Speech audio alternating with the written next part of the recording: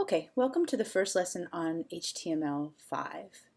The first thing I'm going to show you how to do is open up Thimble. So if you can just Google search Thimble, I've already logged in here, so I'm going to go to New Project. Okay, and I'm going to explain some of the things that you're going to see here on the left-hand side. So what you'll note is that there's three panels here initially. The title is by default unnamed. This panel right here is going to show you what the web page looks like. So it's sort of a preview of what the web page would look like if it was published. This panel right here, currently it's showing what the default HTML is as you open up a new project. And then we're going to get to this when you click over here. This is a navigation between your HTML pages and your CSS, and we're going to talk about that a little bit later. So just name your project. I'm going to name mine Sep, Quint, and August here. And I'm going to save that right here. So before I get started, I'm actually going to take so right now the default starts with a bunch of things that are really important if this page is published. I am actually going to start, and we're going to type a lot of this stuff in. So we're not going to always do this. We're just going to do it for the first time so that I can explain what's going on here. Okay, now that I've deleted all the default, let's take a moment and talk about what HTML is. Okay, you've just watched the video describing HTML using the three languages of the web: HTML, CSS, and JavaScript, using the three Lego figures. I'm going to use another type of metaphor to describe how these three languages fit together. So HTML stands for Hypertext Markup Language, and it's actually not a programming language. It's simply just a way to describe how text should look. So programmers mark things up. So if you imagine a paper that you may get back in English class, and maybe your teacher has underlined maybe the title of your essay and said, I want this in bold font, or I want this italicized. They've marked your paper up, and that's where this idea of markup comes from. It literally is just a way to tell the software that is running on your computer, called the browser, how to read an HTML file.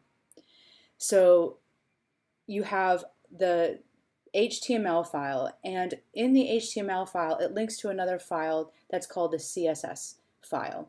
Now CSS stands for Cascading Style Sheet, and that is going to provide all of the color, the different font types, oftentimes like when the font is a different size.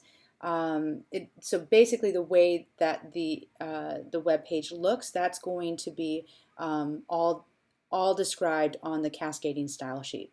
And then you have JavaScript, which is it allows the website to be essentially interactive. Now I am oversimplifying it, but the way that we think of it now, that modern day programmers think of adding these three things together, is a strategy called progressive enhancement, which is adding first everything in, so separating every single part of how the website looks and interacts into three different categories.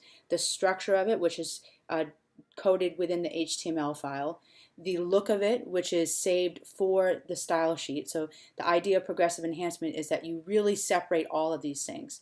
And then the behavior of the website, which will be coded with the JavaScript programming language. So that's just a quick overview of how these three things work together to make something called web design. Now, we are going to start with writing everything that you see by default here, and you're never going to do this again. I'm just want to show it to you once so that I can explain it a little bit. Now, HTML, the way that it uses markup is it shows containment of something using these things called tags, and the tags start and end with angled brackets. These are the brackets that are to the left of your shift key. Okay.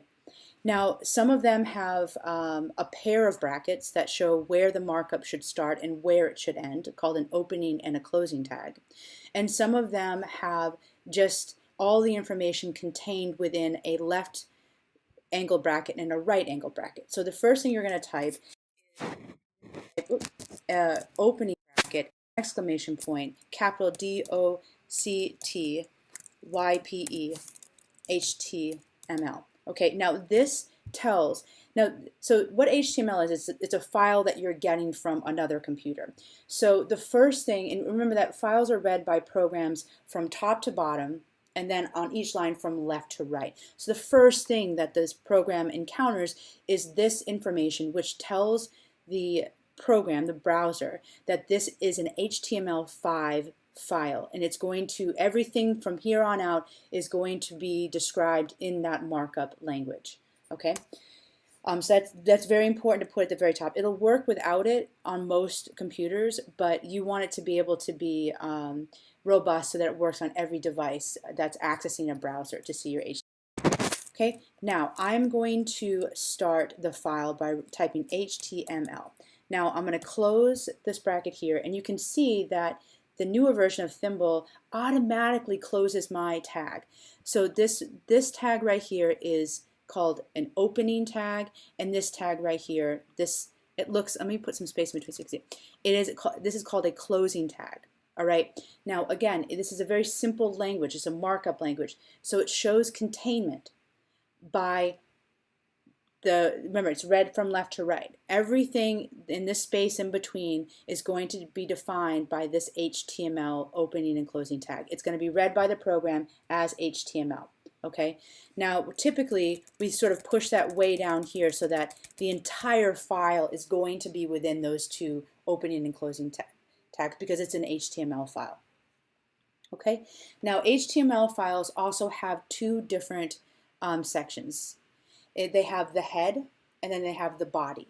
Okay, the head contains all important information that is not actually seen on the website, right? It contains information about where the link to the style sheet is. It's going to contain information about the character set that you're going to use. Okay, so I'm going to start a section called head, and I'm going to go.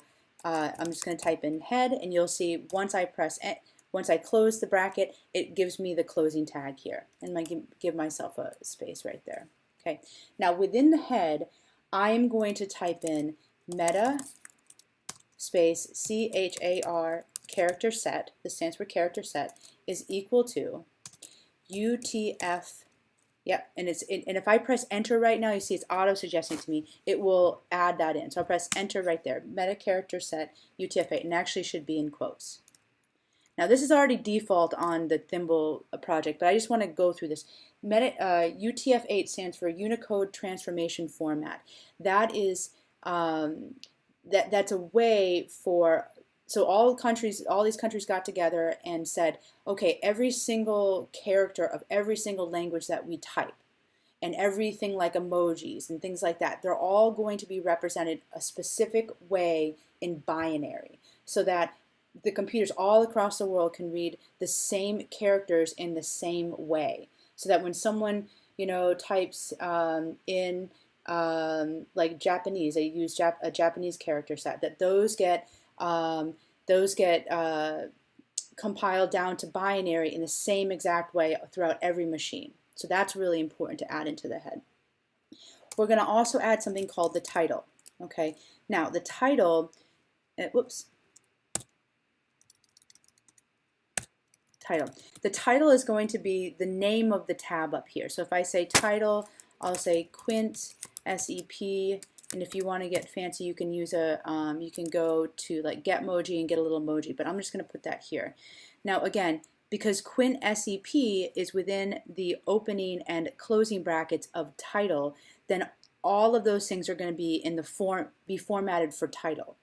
Notice that the meta character set opened and closed doesn't have a closing tag. Okay, it's just all the information is contained within its own bracket. There's no space in between those two things because it is like a self-closing bracket. It doesn't need to be closed with this closing tag. Whereas when there's content here that needs to be formatted, you need an opening bracket, then the content, and then the closing bracket, and then as the program reads it from left to right, it will notice when it should start formatting and when it should end formatting. Now I'm going to do something real quick. I'm going to publish this so that you can see what the actual site looks like. So here is the hyperlink for this, or here's the link for this site. Now there's nothing here, right? But what you will notice is that the title up here says Quint SCP. Okay, there's nothing on the web page. It's a pretty boring web page, but we'll keep looking at that web page as we go through.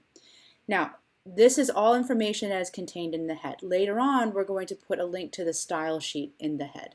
Or there's more information on the thimble.